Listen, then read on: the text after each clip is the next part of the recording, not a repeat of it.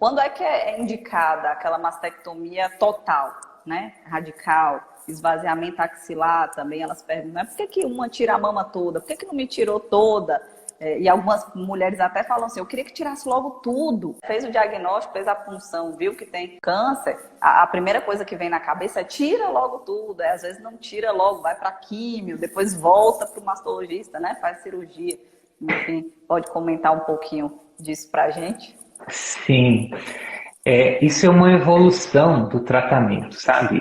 Se as mulheres de hoje vivessem há 50 anos atrás, não tinha muito o que escolher não, sabe? Era só mastectomia com esvaziamento axilar que se fazia. E digo mais, porque a mastectomia de hoje ainda é uma evolução da mastectomia de décadas atrás. A mastectomia dessa época era não só a retirada da mama, da região da axila, que a gente chama de esvaziamento axilar, mas também da musculatura da parede anterior do tórax, né? Tirava esse músculo peitoral, tirava né?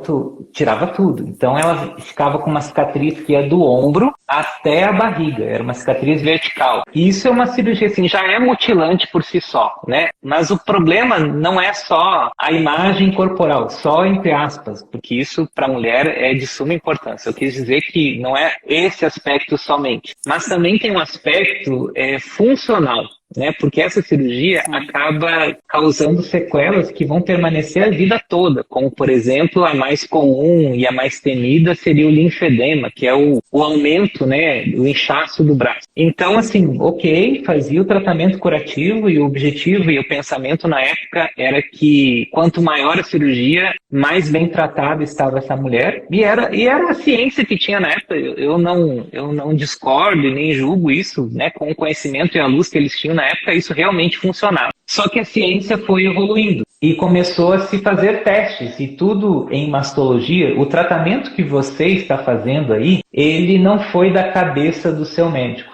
Ele foi testado em milhares de mulheres, tanto técnicas cirúrgicas, quanto medicamentos, quanto até técnicas, por exemplo, de fisioterapia. Isso tudo foi testado em 2 grupos de mulheres, no mínimo, aquelas que fizeram tratamento antigo e aquelas que fizeram tratamento novo, e começou a fazer testes, né? Será que é necessário mesmo tirar a musculatura peitoral? E daí comparou e viu que não, dava na mesma. E o que é na mesma? Qual que era o resultado esperado? O resultado esperado era as mulheres terem o mesmo tempo de vida, digamos assim, a mesma chance de cura, né? E se viu que sim, era a mesma coisa.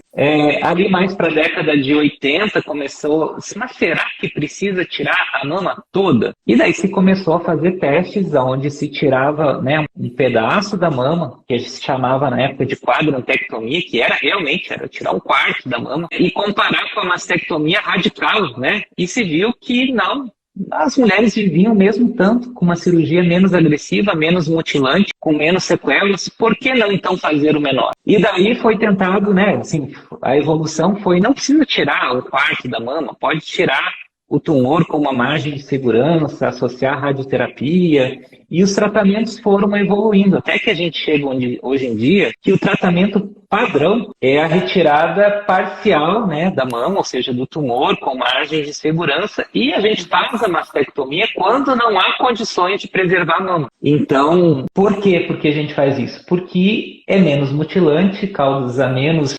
deformidade no corpo da mulher e, consequentemente, na imagem corporal dela, e é tão segura quanto, né? Então, para que eu vou fazer uma cirurgia muito grande se eu posso resolver o problema com uma cirurgia menor? E a evolução, daqui uns 10, 20 anos, talvez a gente não vá mais fazer cirurgia. Isso eu imagino pelo andar da carruagem, digamos assim. Talvez em alguns casos, onde, por exemplo, a químio sumiu com tumor, fez lá uma nova biópsia, não tinha mais nada. Talvez, eu não estou dizendo que isso é feito agora, tá? Está sendo feito dentro de estudos, como foi feito no passado, para comparar se isso é bom ou se não é. Então, quando o médico diz que não vai tirar toda a sua mama, que bom, tá? É porque você precisa daquilo mesmo. Agora, tem casos que a gente não consegue fazer uma cirurgia conservadora, como, por exemplo, a mulher tem mais de um tumor em lugares diferentes.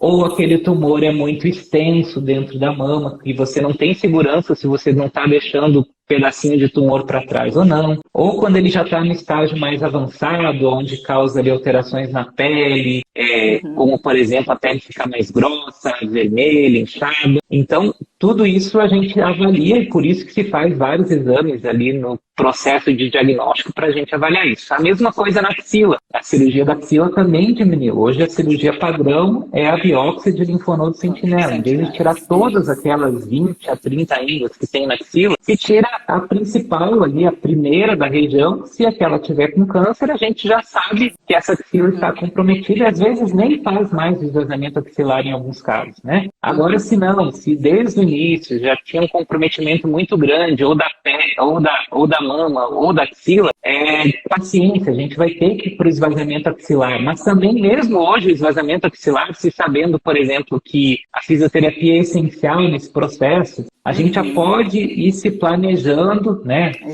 com essa mulher para ela ter menos efeitos colaterais, né, do tratamento cirúrgico. Então, a avaliação, né, ela é individualizada. Então, por isso que a gente não deve ficar preso, digamos assim, a comparações, né? Por que a fulana fez e eu não fiz, né? Então, isso a gente tem que cuidar bastante.